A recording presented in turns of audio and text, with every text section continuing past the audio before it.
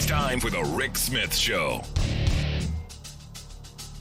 Now, here is the voice of the working class, Rick Smith.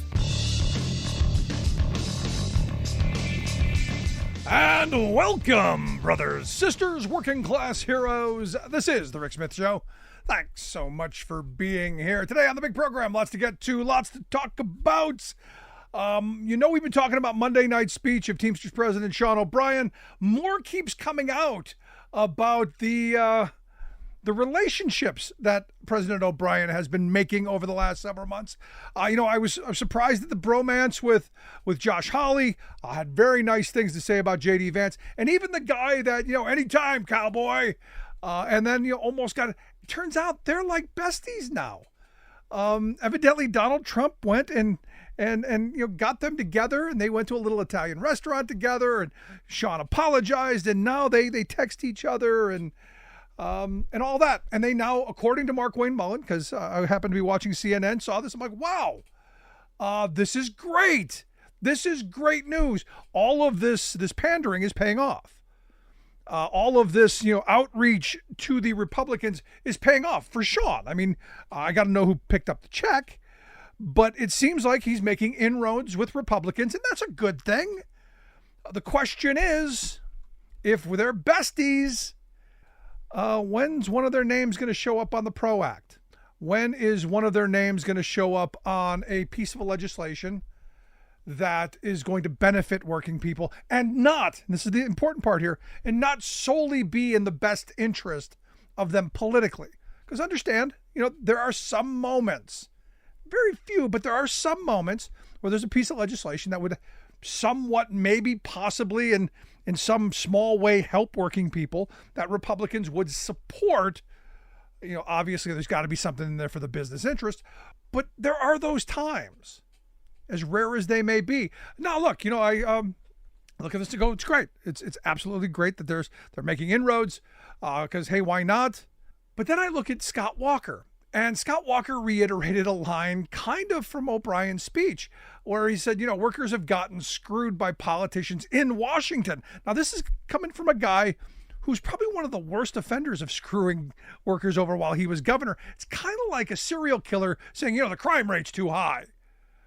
The Republican Party is not the party of workers, is not the party that's going to stand up. In fact, it's probably one of the greatest fictions that the GOP is somehow this working class party. It's ridiculous. Now, what's interesting to me is that the National Review, the right-wing conservative publication, they wrote a piece on this. Trump Teamsters ? And in the piece, the guy was spot on. He said, look, the temptation for Republicans would be to think that they could gain even greater union support by leaning left on union issues. That probably wouldn't make much difference, and it isn't worth trying, he says. Trump's appeal to union members is likely just an extension of his appeal to the working class voters generally. In short, it's cultural, not ideological. And this is, I got to be quite honest, this is the reality. It's the cult of personality. It's not the policies. Because you ask the average red hat union member, they don't know how bad Donald Trump was. And even the good folks there at the National Review said Trump's administration leaned right in its labor policies, rolling back several Obama-era policies. And that doesn't seem to have blunted his appeal. It's likely that many rank and files aren't even that big on their unions. So they're taking a shot at that and saying, look, he's going to go back to where he was. They said for Trump, giving the Teamsters a speaking spot is a no-brainer. It gives him another way to demonstrate his appeal to blue-collar Americans. For O'Brien, it's an attempt to build a working relationship with what may very well be the next presidential administration. And we've seen how Trump deals with people under the bus with you. It's cultural, not ideological. And this is the point that's important, because these folks, they're not voting for labor-friendly legislation. They're not voting to make workers' lives better. They may take you to a nice Italian restaurant, wine you, dine you, but ultimately, you know what comes after that? So here we are. And look, if Trump is reelected, all of those horrible policies come back. All of those attacks on all of the workers in this country, even Teamsters, all of the horrible Labor Relations Board decisions, all of the Supreme Court decisions, all of that comes back and in a big way. Want to hear your thoughts? Email me, rick@thericksmithshow.com. Gonna take a quick break. Craig Harrington after this. Stick around. We are AFGE, the American Federation of Government Employees. We represent 700,000 federal and D.C. government workers who are the vital threads of the fabric of American life. We support our nation's military. We take care of our nation's veterans. We protect our nation's borders. We respond to our nation's crises and natural disasters. We provide services to our nation's seniors. The American Federation of Government Employees. We work for America. We are AFGE, the American Federation of Government Employees. We represent 700,000 federal and D.C. government workers who are the vital threads of the fabric of American life. We support our nation's military. We take care of our nation's veterans. We protect our nation's borders. We respond to our nation's crises and natural disasters. We provide services to our nation's seniors. The American Federation of Government Employees. We work for America. Welcome back to The Rick Smith Show. Now, here is Rick Smith. So what a fun week of political theater it has been. One of my favorite storylines, Peter Navarro, Trump advisor, Project 2025 guy, gets out of prison, released from prison, straight to the Republican National Convention to spew some nonsense to the faithful there. But I thought it was interesting because the guy who's running for Senate out in Montana, this guy Tim Sheehy, he said it's common sense is simple. Criminals are bad, and yet you've got a felon at the top of the ticket and a bunch of folks showing up. Paul Manafort was there. It's kind of like a collection, like a reunion, if you will, of the criminal element. But here's the thing: after Navarro told some tales of prison, he turned his tales to Joe Biden and Biden inflation, and he said that inflation is coming after what's left of your savings and eating your wages. And yeah, a lot of fear. And here to share some thoughts on, what's going on at the RNC and maybe what we should be fearing. I've asked our good friend Craig Harrington to come talk with us. Craig's the research director there at Media Matters for America, MediaMatters.org, the website. Craig, thanks for taking time for us. Thank you for having me again. So what do you make of this? You got Navarro shows right up there.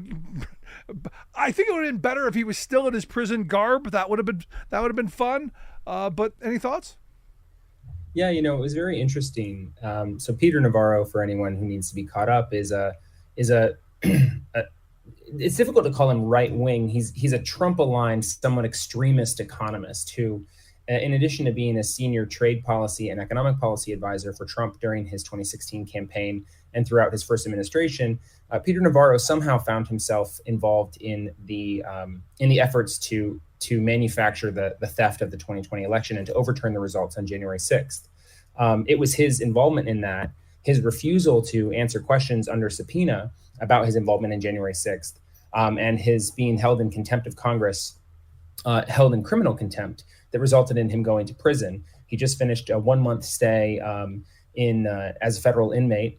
And like you said, within a few hours of leaving prison, was giving a speech at the Republican National Convention.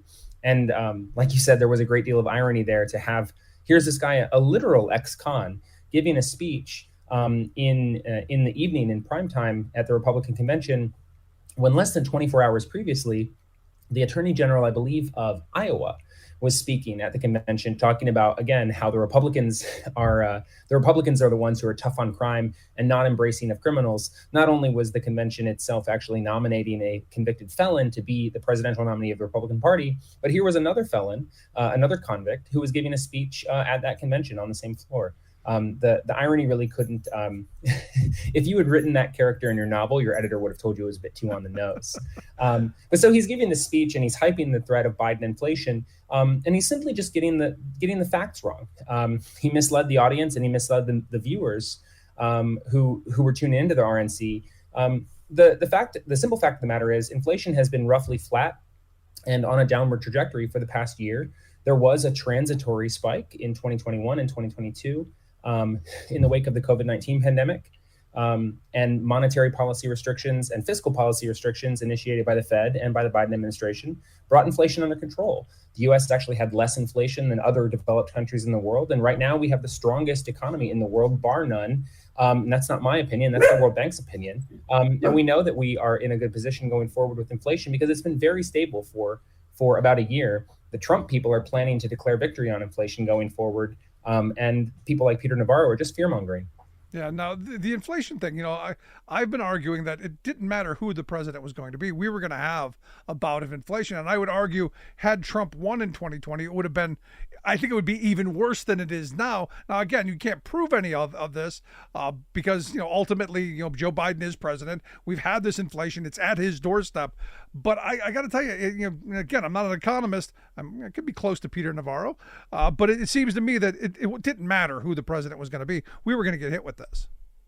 Yeah, virtually everyone who actually studies macroeconomic policy trends agreed that inflation was a sort of a phenomenon that was a global phenomenon and was a direct response to the supply chain restrictions and the changes in consumer habits and consumer spending that were either temporarily created by the COVID-19 pandemic or permanently altered as we changed our behaviors in response to that pandemic. Things cost more now than they did in 2020. And of course, there was a slight period of deflation at the onset of the pandemic in 2020 when the global economy ground to a halt and like gasoline, or not gasoline, but oil was trading for negative prices for a time. It actually was costing companies more money to hold that oil than to just give it away for less than it was worth. And no one wants to go back to March and April of 2020 when prices were crashing all around the country and all around the world. But inflation for the first time in about 40 years popped up above the traditional standards of 2 to 3 to 4% that people consider normal and are used to seeing. And we had this transitory spike that has since abated, and the Biden administration has been afraid to take credit for it, and the mainstream media has been afraid to declare that inflation has been tackled. But most of the economists agree, the problem of inflation is perhaps all the way in the rearview mirror. And there's increasing evidence that some of the inflation that we see, some of the reason that it's remained a little bit higher is because the monetary restrictions are still in place, which are driving up the prices of some things like rent and housing. And those are key components of our inflation metrics. If we could do less restrictive monetary policy, there's a good argument that you might see inflation come back down again toward that 2% number. But it's been hovering around 3% for 12 months, 13 months, depending on which metric you use. And every other administration in history would have claimed that as a victory. It's really one of the most stable 13-month periods that you can find in the publicly available inflation data. We've never seen anything quite like this. But the public and the media, mainstream and right-wing alike, largely think of this as a major failure of the administration. And it's something they haven't been able to get away from. Yeah. No, I mean, I think Joe Biden has done a very good job managing all of these crises that have come through and getting us to this point, especially if you look at the rest of the world. Now, me personally, this wouldn't be as much of a problem if we had a much stronger labor movement, if workers had the ability to have cost of living adjustments in their contracts to ensure that when inflation does go up, their standard of living doesn't get eroded. So for me, the idea of maybe we need to be doing a bunch more organizing and getting people with contracts sounds about right. Now, you had Teamsters President Sean O'Brien who showed up and you're making the overture there. There's talk, and I don't know if you watched J.D. Vance's speech, but a lot of talk about the Republican Party being the party of the working class, and tacitly somewhat coming close to saying they might be okay with unions, even though their record shows anything but support for labor. I'm curious of your thought of, this whole political theater thing here around they're the party of the working class. This is something that I think Ted Cruz was the first person to try to road test this in the lead up to the 2016 election. And then the populist movement that followed along with Donald Trump, his sort of blue collar billionaire branding has really taken over a lot of the sort of veneer and auspices of the party. But the Republican Party has worked very hard to reframe itself, particularly working to reframe the media angle, that it's no longer like just the party of business, it's also the party of workers.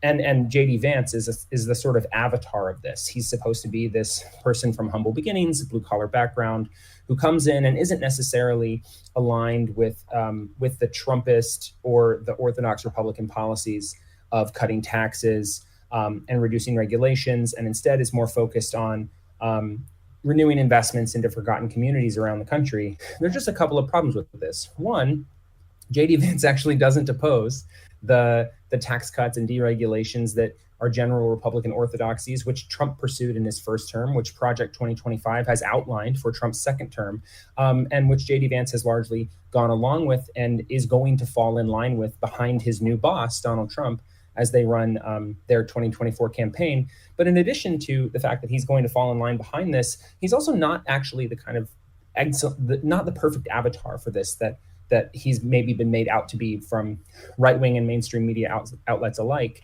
You know, JD Vance wants to highlight the hillbilly elegy part of his background and not highlight the venture capitalist in Silicon Valley part of his background. He's very proud of talking about his Ivy League education, but then this is the same group of people who often use the Ivy League pedigree as a cudgel when it's brandished by their liberal opponents. You know, of the people who are running in the 2024 election, the ones who are Ivy League educated are Trump and Vance, and the ones who went to public schools or to supposedly lesser schools to get their undergraduate and graduate educations are Joe Biden and Kamala Harris. Ironically, this kind of anti-elite, anti-establishment populist movement within the Republican Party has picked up these two people as its avatars, Trump and Vance now, who couldn't possibly be more elitist.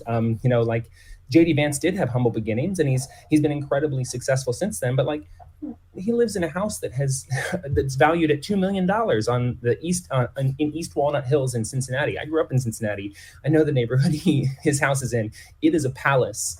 This is not the blue collar stock that is often portrayed in the media and that was trying to be portrayed last night at the RNC. You know, these are elites. And, you know, Mitt Romney was willing to embrace that about himself. But it's something that Trump and the Republican Party under Trump has put great effort into whitewashing and restoring. Yeah, I mean, during his speech, he did try to play up the hillbilly Horatio Alger angle, and didn't talk much about his days as you pointed out.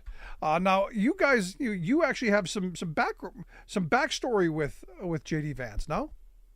Yeah, I don't have any personal history with JD Vance, but he and I went to Ohio State at the same time, and we got I thought it was science the degrees. Ohio State. I try not to be pretentious. The capital "the" is in our name. I try not to be pretentious about it. But he graduated in the summer of 2009 with a degree in political science. I graduated in the spring of 2009. I don't actually have a personal memory of JD Vance, though at the time he had a different last name. He adopted his grandparents' last name in 2014 when he was writing his memoir, where he highlighted his background with them. So maybe I forgot him because his last name was Hamels at the time. But we went to school at the same time. We went to the same university at the exact same time, studied the same discipline, and we had very divergent paths from there forward. I think it's kind of interesting. You know, we also are both from Southwest Ohio, which is not Appalachia. We have grandparents who lived in Appalachia, but technically the house I grew up in Cincinnati was a little bit closer physically to what the Appalachian Regional Commission defines as that territory than the house he grew up in Middletown, Ohio. That notwithstanding, there are these sort of eerie similarities that are very strange when I look at them in hindsight. Particularly to see someone so young. He's the youngest vice presidential hopeful aspirant since Richard Nixon in 1952. And I think JD Vance being in company with Richard Nixon probably should raise the red flags that you think it might raise. No, I mean, for me, look, the guy has an interesting story. I mean, definitely one of those really great kind of American tales we like to tell ourselves, that if you work hard, you play by the rules, you can go as high as you want to go.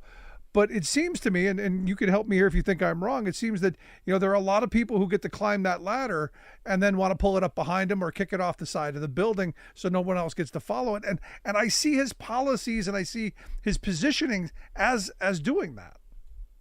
Yeah, and this is something that is very rarely talked about, particularly when the mainstream press picks up these sort of Horatio Alger stories, as you're describing, this sort of bootstrapping narrative of someone who is self-made and enterprising and entrepreneurial, is a question of whether or not you should be closing the door behind you when doors were opened for you.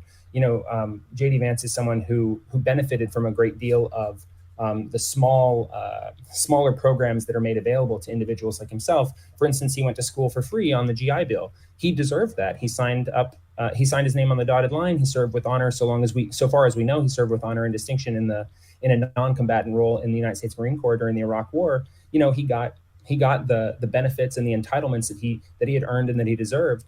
But then the question is, why are you running as a part of a campaign, as a part of an edifice? Why are you being funded by organizations and individuals and supported by a media infrastructure that wants to take away those benefits from everyone who follows after you?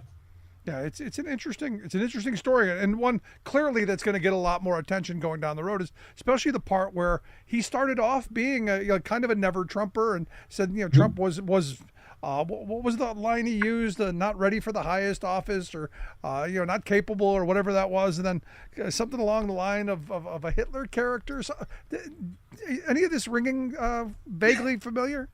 I think the initial story came out in 2019, maybe it was 2019 or 2021. JD Vance had texted with a former roommate of his who he stayed in contact with as an adult. And lots of us, I have a text thread with some of my friends that goes back to 2012, where we mostly talk about football.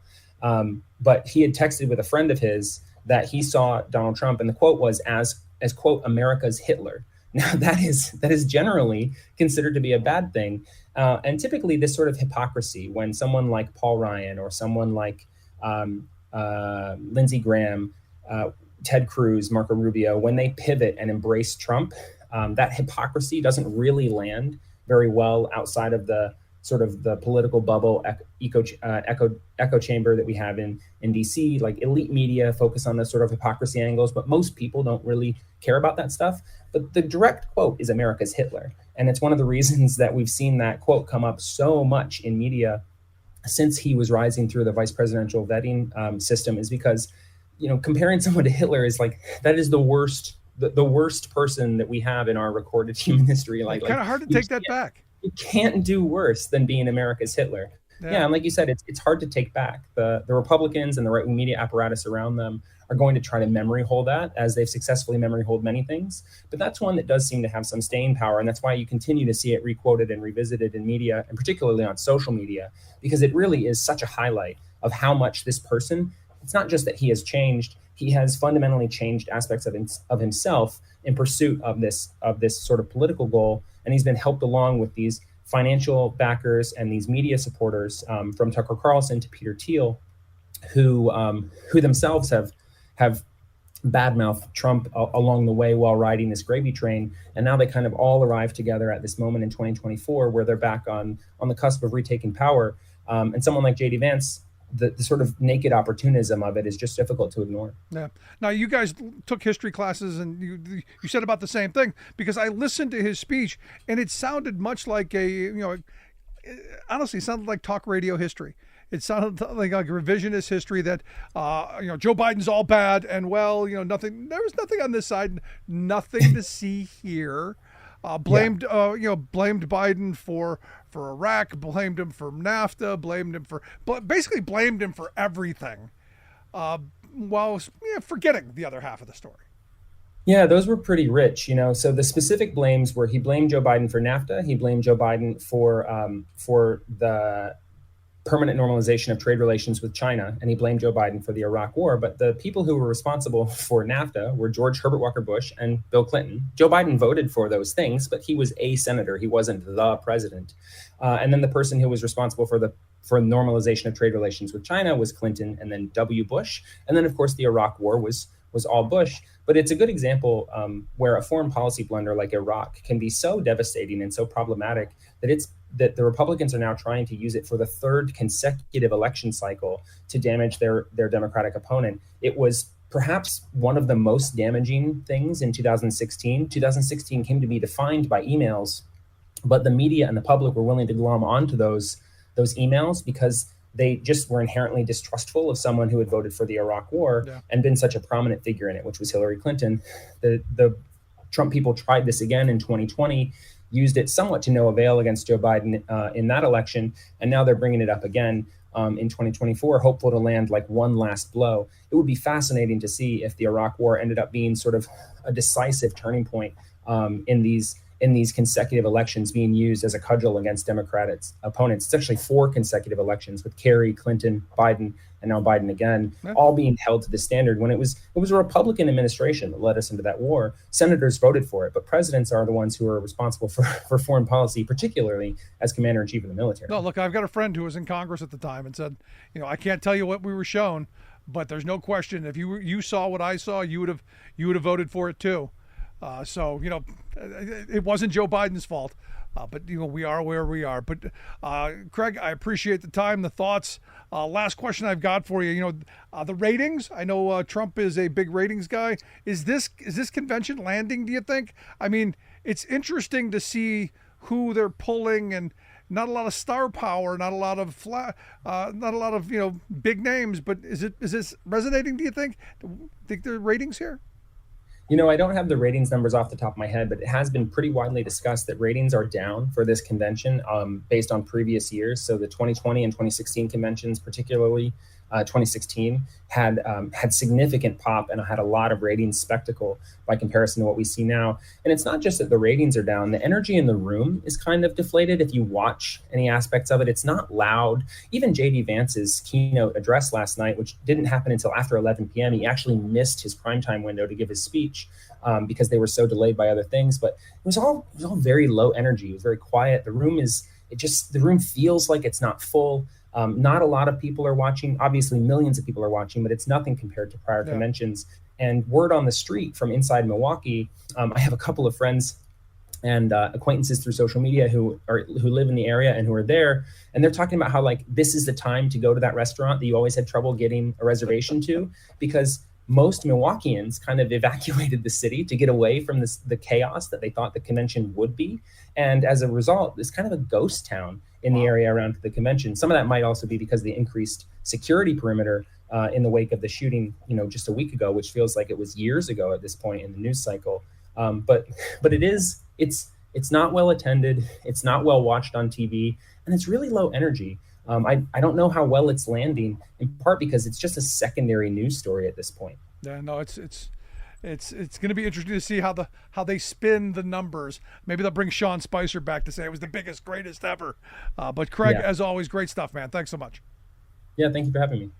Craig Harrington, research director there at Media Matters. Check out their website, MediaMatters.org. Going to take a quick break. Right back. Stick around.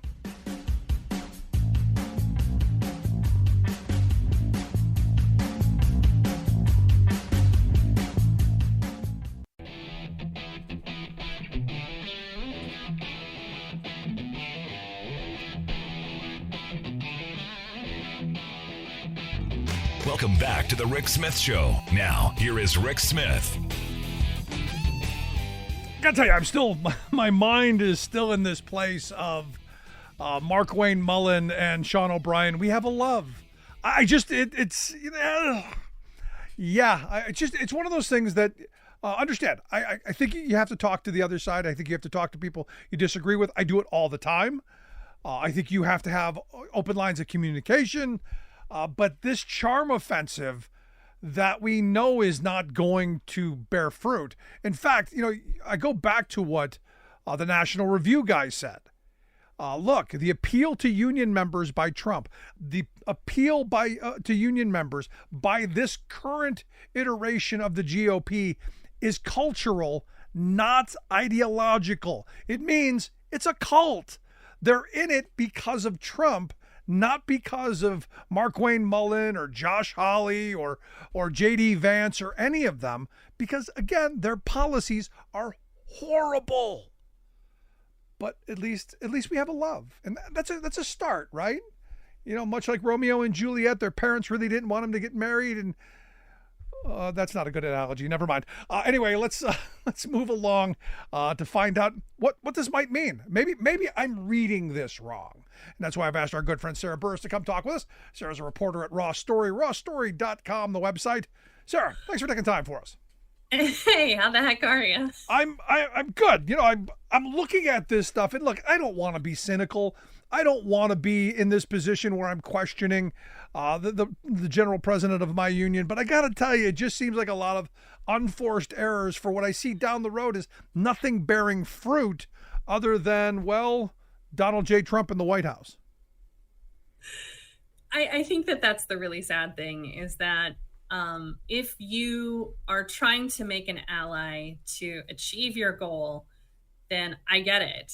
This will not turn into any kind of support for union rules or organizing or ending right to work in Oklahoma, which is where Mark Wayne Mullen is from. I mean, all of these things are still going to exist, except now you basically just look like a tool used by Donald Trump. And, I don't know. No. It made me think of the Kim Jong-un letters, where Donald Trump was like, oh, we wrote letters and then we fell in love. Yeah. And so maybe these guys just had breadsticks and and who doesn't love breadsticks? But here's the thing, and this is one of those things where you go, what is it about Donald Trump that he can get J.D. Vance to apologize for all of the things that he said about Donald Trump and sell his soul to be VP?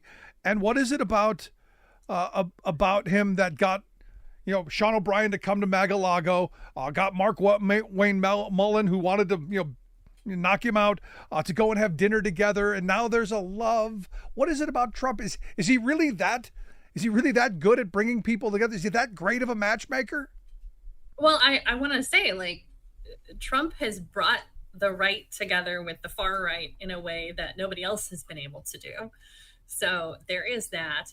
I think a lot of these folks, especially with J.D. Vance, he has some comments that he's made that are really weird about, well, I may as well, go this way. And it didn't really seem genuine to me at all that he's turned MAGA, but it's that same sort of sycophantic branding kind of thing that I am a person, an identity, the way that Trump is. Like, there's so much of that, I think, that is similar between the two of them that it really makes sense for Trump to have picked him, outside of the fact that everybody was lobbying for him. Don Jr. was lobbying for him, everybody else. But there is so much of that where it's like we both have these individual personalities outside of politics because of, his little hillbilly book and Trump's little buildings. Look, I'm not going to diminish their accomplishments, but ultimately they're not good for the country. And I find it interesting because my mind is going in this place. I remember the Sean O'Brien that I voted for and actually bought the shirt. I actually have a Sean O'Brien shirt. Was a guy who was marching in the streets with Bernie Sanders. Was talking a very progressive tone, and then being in Washington D.C. for a little bit of time has now taken this dive to the right, it seems, and at the beck and call of someone like Trump, who look, maybe it'll be a good thing down the road, and maybe I'm wrong, but I got to tell you, I agree with the National Review, and it's rare that happens. That what we're seeing is cultural, not ideological, which means we're not getting any votes. Well, I think Sean O'Brien said it himself whenever he did an interview with CNN with Dana Bash. I think it was the day after he spoke at the convention. He said on air, Joe Biden has been the most pro-labor president, we've ever had. And so again, like his whole speech was not about the Republicans are going to do this for working people. They're going to, allow us to organize. It's not, this is how we as a union and as union members will benefit. It was very much about, the cult of personality around Donald Trump. And then he goes on CNN and says, but actually Joe Biden has been the most labor president we've ever had. So it's just a very strange. It is. I don't get it. I don't get it either. But what's interesting to me, Sarah, is that he is the most talked about thing out of this convention. Everybody I talk to, and I've been talking to a lot of people recently. They don't care about anybody else that's been on that stage. They care about Sean O'Brien being there. And why is he there? Not talking about, hey, how can we organize into unions? How can we get what he was selling? But shocked that he's there. And look, the RNC ratings have not been great. So, most people didn't actually see what happened. They just know he was there, which, again, you're at the big pep rally. And if you're at the pep rally, you're probably cheering for the guy. So that's what most people, I think, believe. That has been really interesting to look at the ratings part of this. And I'll be curious to see how the Democratic convention goes. And it may just be that the Democratic convention gets a whole lot of press and attention because it's, 68 all over again. But the first night, I think, was their highest performing night. And they had something like 18 million. The second night it dropped to 14 million. Wow. Biden made a comment on his Twitter page where he said something to the effect of, my NATO speech got 6 million more views than the first night of Donald Trump's convention. So I think, to be fair, his NATO speech was a really important speech. So there is that. But, again, like this, the people who were there the first night and arguably the second night, it was the most boring thing I've ever seen. And what's sad is like they've really tried to play up this diversity thing. They had a woman who was Sikh who came to give a prayer. I think it was last night, and was booed. And then the internet, like all of the conservatives on the internet, just completely eviscerated her. JD Vance's wife. How do you go after a prayer? Right. Like that's the thing. And I mean, JD Vance's wife, very conservative, probably one of the most celebrated, experienced conservative attorneys that the Republican Party has. Like, she clerked for the Chief Justice of the Supreme Court. She clerked, unfortunately, for Kavanaugh before Kavanaugh was in the Supreme Court. Like, she's a big deal. She's conservative, but she's a big deal. And she's Indian. Her parents were, I think she's first generation. I think her parents emigrated here from India, and she's Hindu. And the things that they have said about her, all the conservatives going after her on Twitter, have just been unacceptable, like really gross and really sad. And then, Daily Beast wrote a story where they were like, now they're going to turn her into a trad wife, which I really hope doesn't happen, just for her own sake. No, I mean, but here's the thing, that what we're seeing on display at this political theater event is, wanting to take women back to the 1950s. And I look at JD Vance and I look at the Heritage Foundation's Project 2025, and it's all about repealing the 20th century and, putting women back in the kitchen and blacks back in the field and gays back in the closet. That's basically their platform.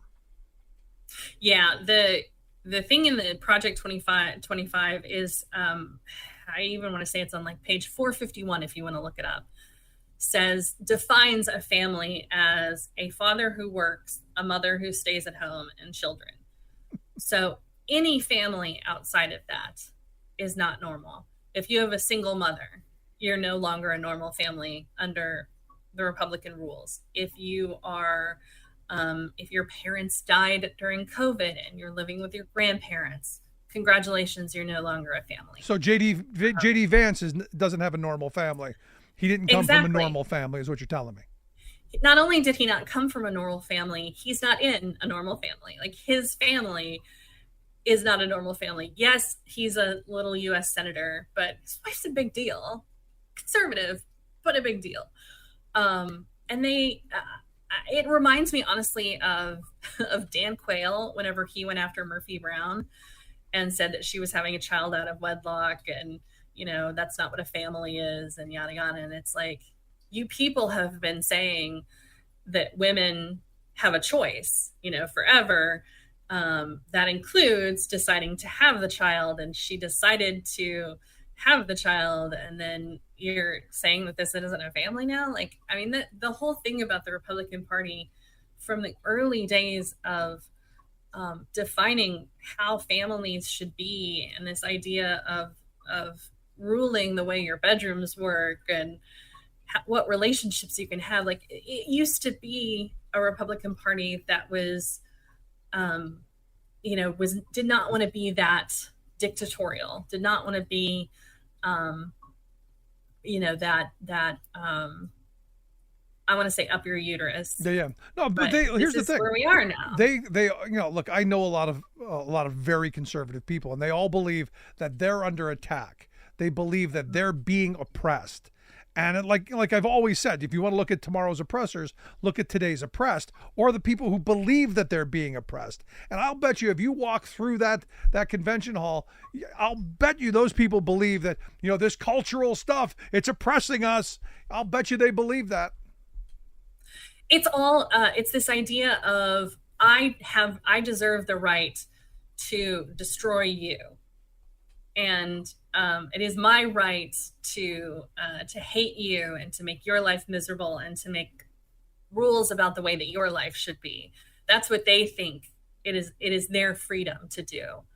And if they are not able to then attack somebody or, kill somebody or make fun of somebody or essentially destroy somebody's life, then that's not freedom to them. Yeah. No, there's been a lot of stuff in this that, I think the American people are uncomfortable with. I happened to watch a mother who lost a child to fentanyl, and, attacking Joe Biden. It's all Joe Biden's fault. And I'm going, it's so much more than just that. And, I'm uncomfortable with the party using that tragedy as something that is that fair game? Let me ask you it that way. Is it fair game to throw that out there, to take that woman's horribly tragic, heart-wrenching story, of which, I was angry and I felt horrible for this woman, but to then go and pivot and go, it's all Joe Biden's fault. I don't know. I'm struggling with that. Or am I missing something? No, I think that makes sense. For every woman who is like that, who's blaming Joe Biden, there's somebody else who lost someone during Donald Trump's administration, who lost somebody during Obama's administration. Like, it's not any one president's fault. This is a problem that the country is facing. And when we make something like that partisan, I think it removes the possibility of any kind of success in curbing it or solving any of these problems, because it's turned into such a political issue, and it shouldn't be. It should be something, that everybody is behind. Yeah, but here, let me stump you then, because some of my Teamster friends who did think it was okay that O'Brien went to the RNC said exactly that. We've got to make that overture so that stuff's not acceptable, that we then bridge that gap, and because nobody wants anyone to die from fentanyl overdoses or these horrible things. Isn't that kind of the argument? I think that would make sense if the RNC was receptive to any of the things that the Teamsters want as a union. Yeah. If Donald Trump was some paragon of fixing the opioid crisis, then I would say tally ho, right? But that's not what he is. He basically created a blue ribbon panel and sent everybody on with their day. So I think, this idea that somehow Joe Biden is to blame for everything. If you watch you watch the convention, everything. The sun went down 10 minutes early. Joe Biden's fault. The sun's going down sooner now than it did yesterday. It's all Joe Biden's fault. I mean, it really has become comical. It kind of made me want to start making memes where I just look for the lawn chair fell over in the wind. Joe Biden. Because it's just so absurd. It reached this level of just silliness. You know what else is silly to me? I got to be honest. I'm looking at all these people with sanitary napkins on their ear, and I got to tell you, I don't know. It reminds me of 2004 when everyone was wearing Purple Heart Band-Aids. If you remember the Bush convention of 2004. It reminds me of that kind of idiocy, only you're gonna wear, and you're gonna wear a giant, cotton thing on your ear. I don't know. It seems odd to me. Seems weird. Seems cultish.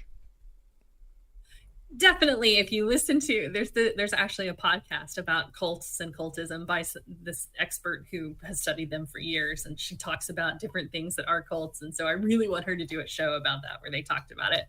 I don't know about you, but my mother was blowing up my phone with memes. Like, she was sending me so many different memes of the ear. Like, one of them that said "My Pillow" on it. One of them that was made up to look like a Klan hood. I mean, it was pretty funny. And then there's like a whole crew of doctors and nurses who are online talking about how this is stupid because that's not how you would dress a wound like that. And that, the day after the shooting, Trump was playing golf with no bandage on it. And now, of course, he's at the RNC, so he's got to wear a bandage on it. Look, understand. I thought for sure it was just going to get bigger and bigger every day, until it just like he was Van Gogh. No, absolutely. But here's the thing. The guy is a political mastermind when it comes to perception, to the whole presentation. He's a TV guy. To him, this is just like any other TV show trying to get ratings out of. And you got to give him credit for being able to know the moment and use everything at his disposal. I wish Democrats had a little bit of that showmanship, because they actually got a pretty good record to run on if he could deliver the punchline. So last question I got for you. Does Biden make it to convention time? Is there an open convention? What do you think is going to happen in the August iteration of convention series? Honestly, I have no idea. I saw Mark Halperin make a comment on... Mark Halperin's a commentator on Newsmax, just to clarify. So I don't really know about this dude, but he said that Joe Biden's going to drop out on Saturday or Sunday. And so I don't know. I think it's really sad that they've basically chased him out. See, my problem is, Sarah, I saw the debate, and that was a major unforced error by the campaign. Look, I don't know how he is, behind closed doors, but that Thursday debate, a lot of people lost faith in him. As I've said, I'll vote for a ham sandwich before I'll vote for Donald Trump. But he did not instill a lot of no. I'm sorry. I love Joe Biden, but didn't do it for me. What has been interesting in that aftermath is looking at the extent to which that matters to people. And I think most of the people who are voting for Joe Biden don't see it as a vote for Joe Biden. They see it as a vote against Donald Trump, right, or a vote for democracy, or a vote for, whatever issue du jour matters to them that Trump is against. So I think that there is this built-in group of voters who are going to support the Democratic nominee or a non-Trump person across the board. Yeah. So, I mean, I think that that's the way it's going to work out. It's going to be the House and the Senate that matter. Yeah, each side has their base. As you know, as well as anyone else, presidential elections are about a handful of voters in a handful of states. And for me, this is where I've made that choice. I know some people who have lost faith because Joe hasn't been able to deliver the punchline. You got to be able to, if you're going to take on a bully, you got to be able to throw the punch. And it just, some people are like, I don't know.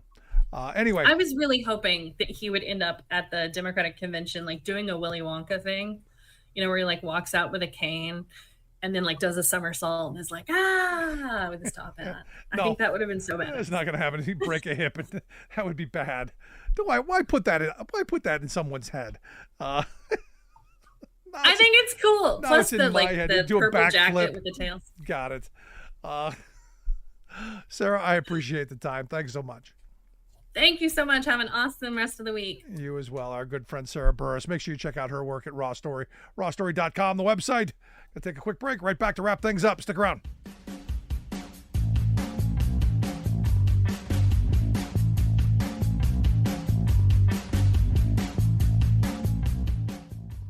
I'm Rick Smith, and this is Labor History in 2. On this day in labor history, the year was 1993. That was the day that President Bill Clinton announced his Don't Ask, Don't Tell policy. He had campaigned for president, promising to allow all citizens to serve in the military, regardless of sexual orientation. Once he was elected, there was a great deal of opposition to his proposal. Military officials railed against the idea of lifting the ban on homosexuals in the military. Members of Congress and the public voiced opposition. President Clinton proposed a compromise he called "Don't Ask, Don't Tell." This meant that military officials were not supposed to inquire about the sexual orientation of servicemen and women. Service members were not to be public about their sexual preference. This meant that if members of the LGBT community wanted to pursue a career in the military, they had to hide a significant part of who they were or risk losing their jobs. The policy stood in effect for nearly 2 decades. More than 12,000 officers lost their jobs because they refused to stay in the closet. It is also unknown how many more LGBT people decided not to apply for military service because of the discriminatory division. President Obama pledged to repeal the policy during his first election. It took 2 years after his election until "Don't Ask, Don't Tell" was finally ended by Congress.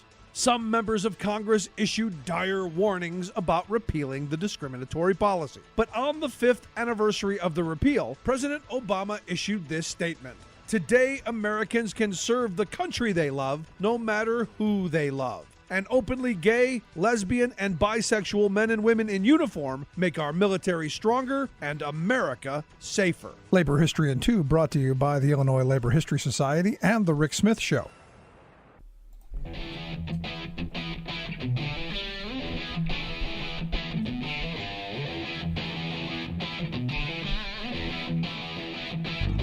Welcome back to the Rick Smith Show. Now, here is Rick Smith. So as we wrap up this week, the convention, I got to tell you, it was, as far as shows go, kind of boring. Honestly, truthfully, there wasn't an awful lot there. I know they tried to look more diverse. They tried to do a whole bunch of things, but ultimately, it didn't seem like there was a lot of enthusiasm, even in the crowd so much. It was a lot of the same old retreads, a lot of the same old stuff, and the same old policies. Look, ultimately, for me, as someone who's fairly wonky, I want to make lives better with policy, not cults, not individuals, but how do we make work better? How do we make lives better? And as a labor guy, my mind, and this is where my bias comes in. I'm going to tell you that I'm 100% ideologically biased against Donald Trump because I saw what he did in the 4 years that he was president. A guy who has said he's in favor of right-to-work laws. I'm 100% opposed to that. A guy who, quite frankly, wants to push a lot of the anti-worker stuff that his NLRB did. But overall, the Republican Party has been one of those groups of repeal prevailing wage. They wanted to push that paycheck protection nonsense, which all that means, and it's great language. Paycheck. Who could be against paycheck protection? But all it says is, well, employers can't agree to deduct dues from the paycheck for unions to collect. No, it's illegal. And understand, you go through all of the things that they did, all the restrictions that they put on collective bargaining, all of the opportunity, the chances to prohibit project labor agreements, limiting unions' ability to do political work, unlike the churches who we've unleashed. Go down the list. And this Project 2025 is very real. They want to ban public sector workers from unionizing. They want to ban the unions entirely. They want to be able to fire through their Schedule F all civil servants and replace them with good loyalists so they can make patronage great again. They want to eliminate, and this is one of those things that just blows my mind. They want to be able to eliminate contracts midway through. So if an employer decides, you know what, I don't want to do this anymore, okay. The other one for everyone that everyone should be worried about. They want to change the way overtime is calculated. Instead of a 40-hour work week, you have a 160-hour work month. So, yeah, if you work 100 hours in the first week, well, and do you think you're going to get a chance to have a say in that? Of course not. They're in the process of eliminating child labor laws. And J.D. Vance's own pet interest, letting employers create their own company-run unions. It seems like to me we're going backwards with this party. Now, again, as someone who has done a lot of reading about labor's history, I kind of know what the 1880s, 1890s looked like, and they weren't a good place for workers, especially children. And this is my problem with all of this. We've got to force poor people to have children. Because why? Well, we need cheap labor for the very people in that rotunda who are on the rolls of the Amazons and the... never mind. $45 million a month from Elon Musk to Donald Trump from now till election time. If nothing screams tax the rich more than that, I don't know what does. But I want to hear your thoughts. Email me, rick@thericksmithshow.com. Miss any portion of the program, make sure you grab the podcast. And as always, I appreciate you being here. We'll see you back here next time.